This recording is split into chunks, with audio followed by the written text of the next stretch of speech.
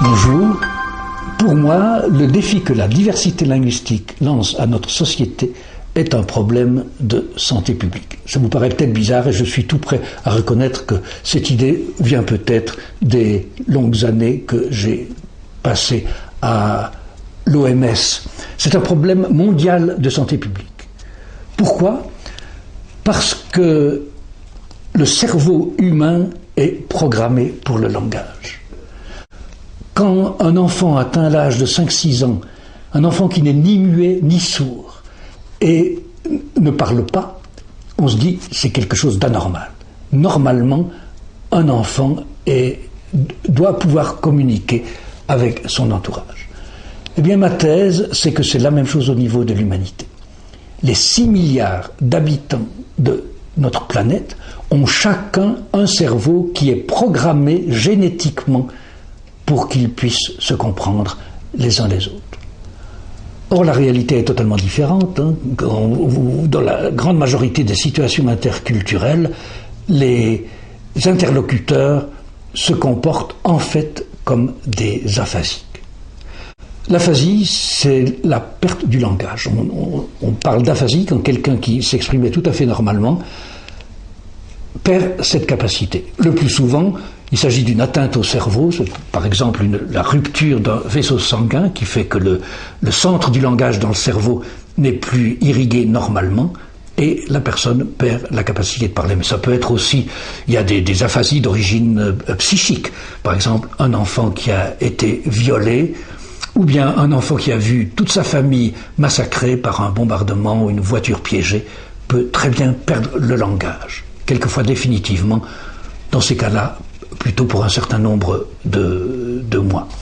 Les formes d'aphasie sont nombreuses. Quelquefois, la personne est complètement paralysée. Elle comprend ce qu'on lui dit, mais elle ne peut plus communiquer, sauf par exemple par un battement de paupières, selon un code qui dit un battement oui, 2 battements non. Quelquefois, la récupération est totale. La personne réapprend le langage. C'est une rééducation assez lente et pénible, mais elle récupère le langage aussi bien qu'elle l'avait avant. Mais assez souvent, il y a récupération du langage, mais pas totalement. Alors, dans ces cas, la personne parle moins bien qu'avant. Elle a très souvent un mot sur le bout de la langue, mais elle n'arrive pas à le trouver. Elle parle plus lentement. Elle parle moins. Elle articule mal. Elle n'arrive pas à émettre les sons qu'elle voudrait émettre. Elle commence à parler et puis se rend compte que c'est trop compliqué, ça marche pas, l'intendance ne suit pas et elle s'arrête, elle renonce. Elle comprend moins bien. Quelquefois, elle fait semblant d'avoir compris alors qu'elle n'a pas compris du tout. Bien, ce qui est intéressant, c'est que tous ces symptômes-là, vous les retrouvez dans les situations interculturelles. Observez un Italien et un Polonais qui essayent de se comprendre en anglais, ou un Coréen et un Tchèque, et vous retrouvez tout ça, des gens qui parlent plus lentement, qui ne trouvent pas le mot juste, qui ont de la peine à s'exprimer, qui articulent mal. En fait, ce vécu de l'aphasie, moi je l'ai vécu une fois, il n'y a pas très longtemps, cette année encore, c'était en Allemagne, j'étais là pour une conférence et dans le domaine où avait lieu cette conférence internationale, il y avait une petite chapelle. Je me prenais le matin et j'ai eu envie d'aller voir. Je suis entré, il y avait une statue de la Vierge avec toute une série de lumignons. Bon, un seul était allumé. Et là, il y avait une seule personne présente, un jeune ouvrier, qui s'est adressé à moi en allemand. Bon, de l'allemand, j'en ai fait 6 années d'allemand scolaire. C'est une langue, j'en lis assez souvent, mais c'est vrai que j'ai peu l'occasion de le parler. J'ai pas compris ce qu'il m'a dit. Je lui ai demandé de répéter. Il a répété, j'ai pas compris. Il a répété une 2e fois, j'ai toujours pas compris. À la 3e fois, j'ai compris quelques mots qui m'ont permis de reconstituer sa phrase. Il me disait que si je voulais allumer un lumignon, il n'y avait pas d'allumette, mais qu'il y avait un briquet. J'ai voulu répondre, mais je pourrais aussi tout simplement allumer la mèche à une bougie déjà allumée. J'ai commencé ma phrase, et puis les mots sont pas venus. J'ai pas une pratique suffisante de l'allemand, j'ai renoncé, je me suis arrêté. Et en sortant, je me suis dit, mais au fond, c'est exactement le vécu de l'aphasique. Je ne comprends pas et je dois faire répéter. Après la troisième répétition, j'ai compris et je sais très clairement ce que je veux répondre. Mais quand je donne l'ordre à ma bouche de formuler ma phrase, ça va pas, et donc je me décourage et je m'en vais.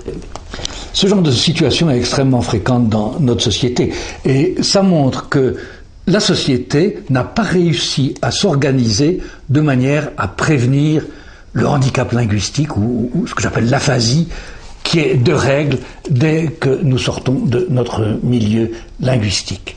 Les milliards engloutis par tous les gouvernements non anglophones dans l'enseignement de l'anglais et les milliers d'heures que passe la jeunesse à se mettre cette langue dans le crâne ne résout pas ce problème, que je vous propose d'appeler aphasie sociogène, parce que la seule cause est dans la façon dont la société s'y prend pour tenter de surmonter la barrière des langues.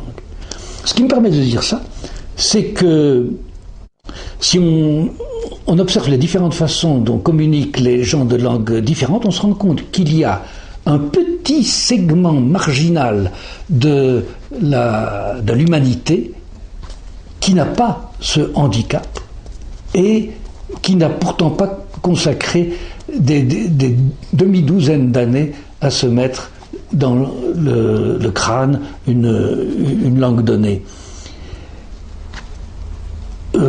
Ce moyen, qui est rapide, peu coûteux, efficace, si on le généralisait, pourrait rendre la parole à tous ces aphasiques que nous sommes dès que nous changeons de milieu linguistique.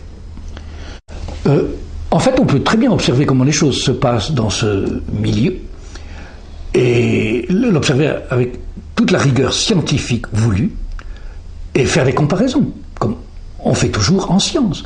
Comparer comment la communication se déroule là par rapport à la situation très fréquente où on communique par baragouinage ou par geste, ou par un mauvais anglais, un globish, broken English, ou par le bon anglais, ou encore en faisant appel à des traducteurs ou à des interprètes. On peut faire ces comparaisons et on se rend compte à ce moment-là que ce que j'ai appelé l'aphasie sociogène n'est pas une fatalité. Elle tient uniquement au fait qu'on proclame que l'anglais est la langue mondiale, qu'on investit des fortunes dans son enseignement et qu'on se laisse prendre par cette vision en tunnel qui empêche de voir ce qui se passe sur les côtés et de voir qu'il y a des solutions infiniment plus satisfaisantes. Alors la solution dont je vous parle n'a absolument rien de miraculeux, elle tient tout simplement au fait qu'on applique à 100% les conclusions de l'analyse neuropsychologique.